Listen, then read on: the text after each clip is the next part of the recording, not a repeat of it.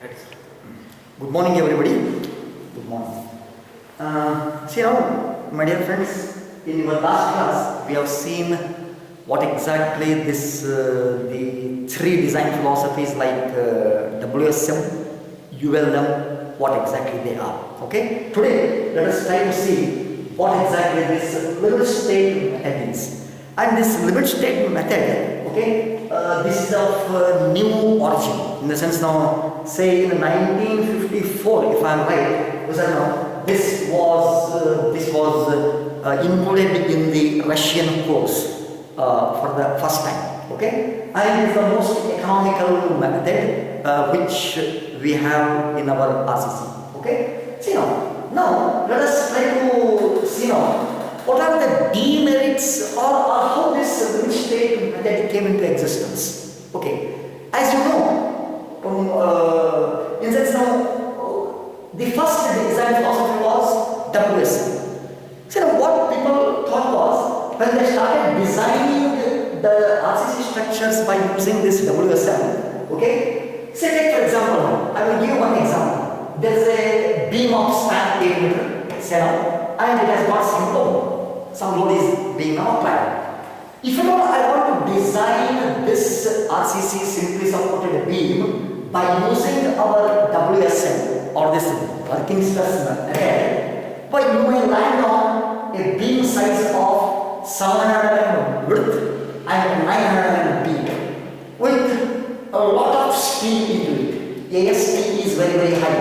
Area of steel I need is very high. In a sense, to carry this load on a span of say 8 meter, okay, I need this much cross section, 700 by 900 mm with heavy steel.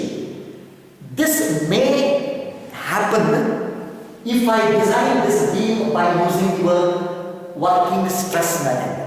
Okay, now I will design the same beam by using my ULM, in a sense ultimate load theory. But at that time, you may find the dimensions, okay, very less, something like 250 mm width and 330 mm as the depth, and very less steel. See now, this is the result of your design by using your ultimate load theory. Okay, see now, here you will see that, but I will assure you, my dear friends, I will assure you that this beam is also safe, this beam is also safe. But what are the disadvantages? Let us try to see now. But here, in your WSM, you will see that your designed beam is very heavy because its breadth is more, depth is more, and the steel reinforcement is also more. Am I right now? So now here you will see that the entire beam is very heavy. So now I say that it is going to become uneconomical for you. It is going to become highly uneconomical, and it is going to become highly unrealistic also.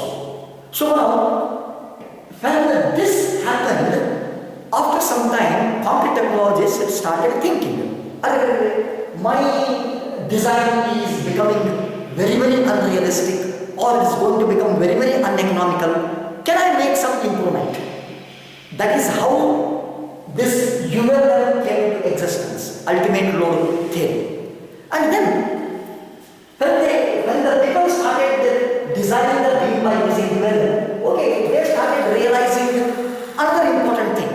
Okay, because ULM started giving very slender beams, very slender beams, because its dimensions you see now, 250 mm width and just 330 mm depth.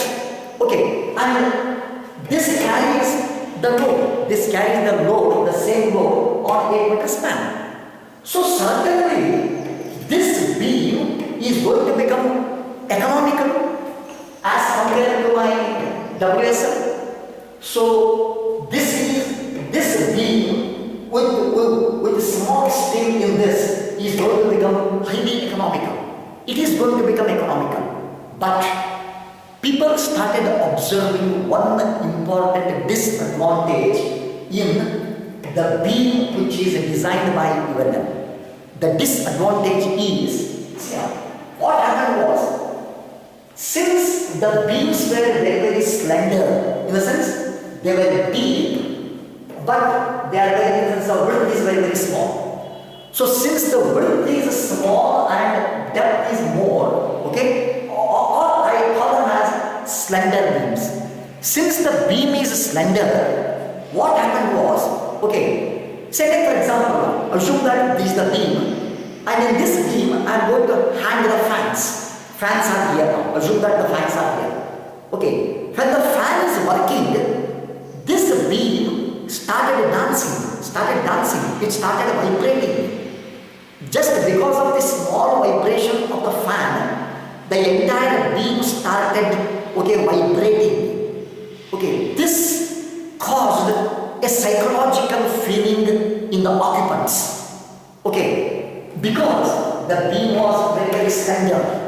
Since the beam was very, very slender, it started, okay, vibrating, and it started showing excessive deflections, and also it started showing excessive cracks. Okay, that is the reason why people thought of, there is something wrong in this design also.